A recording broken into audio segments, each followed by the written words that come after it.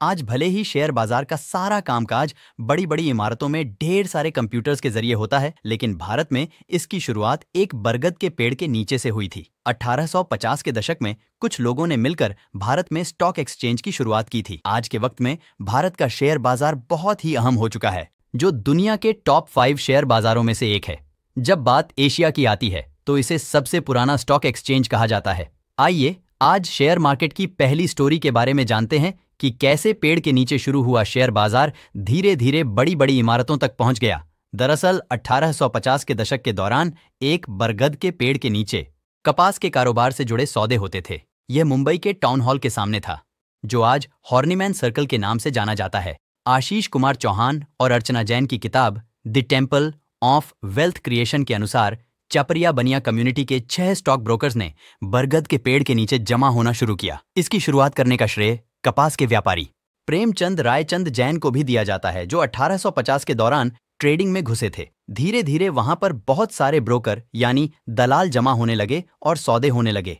1875 तक ब्रोकर्स की संख्या इतनी ज्यादा बढ़ गई कि इस खरीद फरोख्त के काम के लिए एक ऑफिस तक ले लिया गया। इन ब्रोकर्स में पारसी, मारवाड़ी, मराठी, मुस्लिम, जैन, गुजराती, बनिया, ब्राह्मण सभी शामिल थे। साल 1895 में स्टॉक एक्सचेंज ने दलाल स्ट्रीट पर ही जमीन खरीद ली और वहां पर 1899 में स्टॉक एक्सचेंज का उद्घाटन हुआ। बता दें कि उन शुरुआती दिनों में शेयर बाजार में ट्रेडिंग दोपहर के 1 बजे के बाद से शुरू हुआ करती थी। बताया जाता है कि इस ऑफिस तक आने से पहले ब्रोकर्स ने कई जगहों पर काम किया, लेकिन आखिरकार यहीं उनकी तलाश खत्म हुई। उस वक्त ब्रोकर्स के ग्रुप ने मिलकर एक आधिकारिक organization the native share and stock brokers association बनाया। यही आज का बीएसई है। इस एसोसिएशन को बनाने के लिए 318 लोगों ने 1-1 रुपये की फीस दी थी। जब ये एसोसिएशन बन गया तो उसमें बहुत सारे ब्रोकर्स ने शामिल होना शुरू कर दिया। उस दौरान इस एसोसिएशन में शामिल होने के लिए ब्रोकर्स से 1 रुपये की एंट्री फीस ली जाती थी। 1899 तक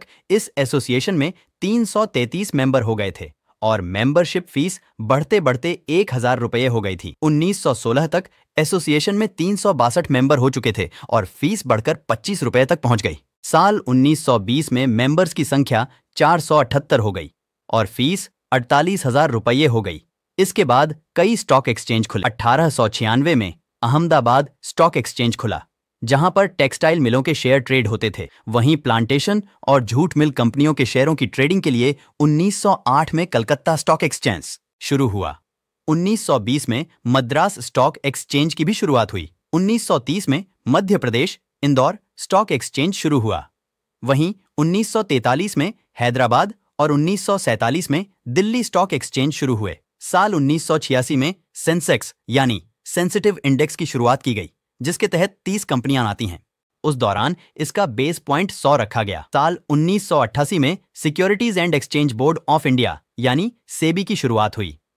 उस वक्त यह एक नॉन स्टैच्यूअरी बॉडी थी, जिसके पास बहुत ज्यादा अधिकार नहीं थे। वहीं 30 जनवरी 1992 को सेबी एक्ट जारी करते हुए सेबी को स्टैच्यूअरी बॉडी बनाया गया और सारे अधिकार दिए गए। साल 1994 में नेशनल स्टॉक एक्सचेंज यानी एनएसआई यानी निफ्टी की शुरुआत हुई, जिसके तहत 50 कंपनियां आती हैं। इसकी शुरुआत इसलिए हुई थी ताकि बीएसई की पारदर्शिता बनी रहे और उसे टक्कर देने वाला कोई दूसरा एक्सचेंज भी हो। एनएसआई ने होलसेल डेट मार्केट और इक्विटी मार्केट में तो 1994 से ही ऑपरेशन शुरू कर दिए थे, लेकिन डेरिवेटिव्स मार्केट में एनएसआई पर ऑपरेशन साल 2000 में शुरू हुए।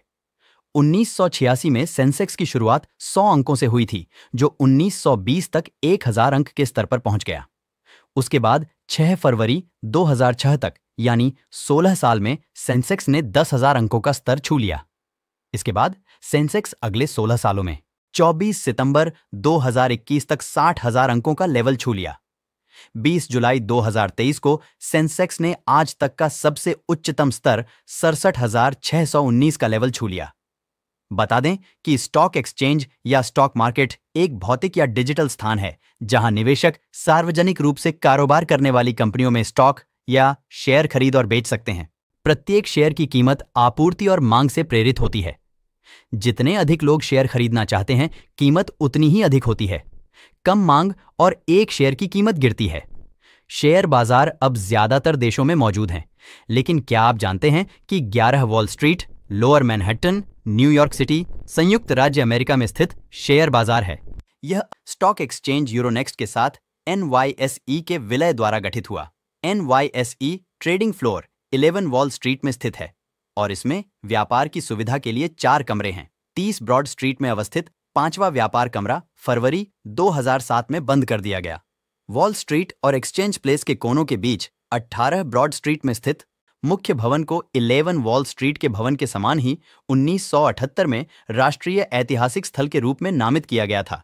बता दें कि 2008 में वित्तीय क्षेत्र में गिरवी समर्थित प्रतिभूतियों के प्रसार के साथ साथ आवास बाजार के उफान और हलचल के बाद शेयर बाजार दुर्घटनाग्रस्त हो गया। शेयर बाजार केवल शेयर की कीमतों और मात्रा के बारे में नहीं है। भारत में शेयर बाजार को कई चीजें प्रभावित करती हैं। अगर हम बाजार को अर्थशास्त्र से जोड़ते हैं तो यह आर्थिक कारकों से प्रभावित होता है, जैसे घरेलू खपत, धन का स्तर, उपभोक्ताओं का भरोसा, कारखानों की क्षमता, व्यापार आशावाद, दुनिया के बाकी हिस्सों से आय और घरेलू मुद्रा दर। इसके अलावा ब्याज दर और मुद्रा आपूर्ति भी अतिरिक्त कारक है जो सकल घरेलू उत्पाद GDP को प्रभावित करते हैं और इस तरह शेयर बाजार में धन प्रवाह पर प्रभाव पड़ता है। चुनाव और आर्थिक सुधार भारत में एक महत्वपूर्ण भूमिका निभाते हैं। बाजार शासन और उसकी नीतियों की ताकत से संचालित होता है। 1994, 2004 और 2014 में बाजार ने उसी तरीके से व्यवहार किया था। भारत को अब एक उभरती अर्थव्यवस्था के रूप में देखा जा रहा है, इसलिए अंतर्राष्ट्रीय मामले और आर्थिक सुधार भारत में शेयर बाजार को भी प्रभावित करते हैं।